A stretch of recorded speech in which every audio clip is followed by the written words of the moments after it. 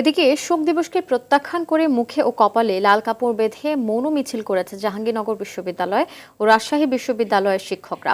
দুপুরে নিপীড়নের বিরুদ্ধে শিক্ষক সমাজের ব্যানারে জাবির শহীদ মিনার থেকে মৌন মিছিল শুরু হয়ে বিভিন্ন সড়ক ঘুরে পুরাতন ফজিলাতুন্নেসা হলের সামনে বৈষম্য বিরোধী স্মৃতিস্তম্ভ শেষ হয়।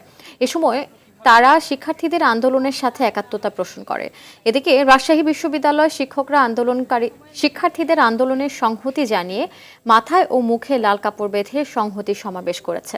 নিপীড়ন বিরোধী শিক্ষকরা বিশ্ববিদ্যালয়ের শহীদ বুদ্ধিজীবী চত্বরের সামনে থেকে র্যালি বের করে সড়ক প্রদক্ষিণ শেষে বিশ্ববিদ্যালয়ের প্রধান ফটকের সামনে সমাবেশ করেন।